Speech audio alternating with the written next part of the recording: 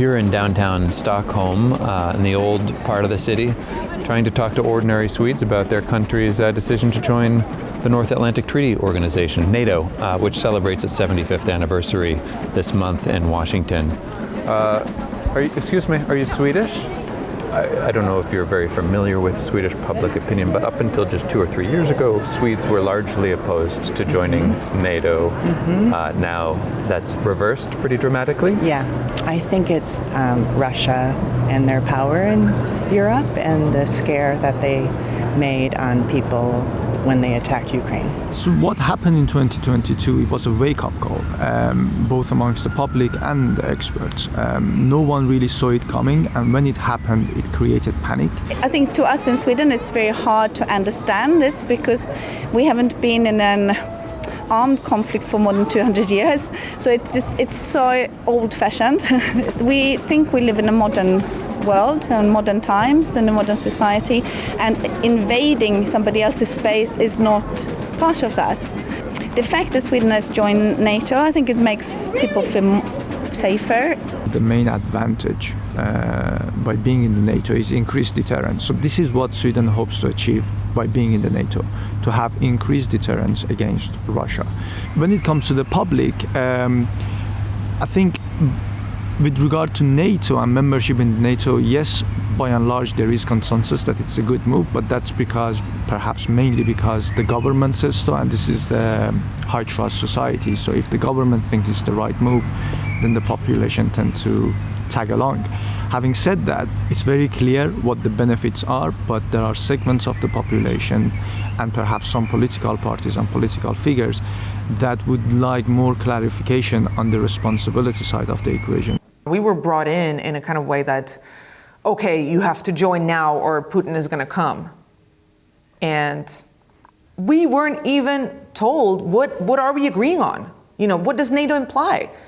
When you change course that drastically, you know, you have a period where you talk about things, where you inform the public, so this is the one option, this is the other option. Ideally, you'd have a referendum. We had referendums on the EU and the Eurozone. So we said yes to the EU, we said no to Eurozone. That's why we still have our own currency. We don't have the euro because we said no. And I think especially now, our identity is like in crisis. I don't think we know who we are anymore. Well, Swedes in general tend to see themselves as champions of humanitarian causes. And this was essentially sort of brought up in this discourse of humanitarian superpower. And that sort of is closely linked to their state identity as a neutral state. I think the easiest way to explain it maybe is that when you grow up, it's quite common, you know, you're arguing with your siblings and your mother says, oh, I don't care who started it, I care who takes responsibility for finishing it. And that's largely, I think, been the Swedish identity, whereas like we take responsibility for calmly and through democracy, through diplomacy, finishing wars that could be very awful. And I would argue that joining NATO threatens that self-concept. Alliance freedom, you could say, has been very important to Sweden. Our argument has been that to be a voice clearly for peace, for democracy, we have to stand apart from states who might push for other ideals. We've been neutral for 200 years. We never got involved in anything. Our policy has been, you know, stay out, advocate for peace, don't take sides. We haven't seen it to be in our interest to get involved, because if you do get involved, you might suffer.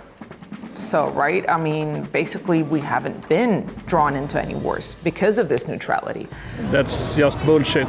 We let Hitler's people go through here. We were afraid to be attacked. Do you think the neutrality is just another word for cowardice? Yes. We must stand up for other people and defend our own country and help defend other European countries. It's not so important to be neutral. I don't think you can be that anymore. But I don't want to be in NATO. Many years ago, I think, no, not NATO, but maybe we need it. It's like an insurance, because Putin won't attack us because we have the alliance behind us and with us. That's the big thing. I don't think we still have woken up and understood what it really is that we're getting into. You know, now we're in, and you can't really get out that easily. So, you know, we might be drawn into geopolitical conflicts that actually have nothing to do with us. There are concerns about the specific aspects of the membership. So what does NATO expect from Sweden in return? And I think that's where there is a little bit of anxiety amongst the public. The worst thing is that some of our partners do something foolish, and we have to help them and get killed because we have to help another country, even though they had done a bad thing. In my opinion, it was the right choice. It's hard to be just very set in one opinion. There's so much to balance. There are so many aspects, and it's only the future will be able to tell whether this was a good move or not.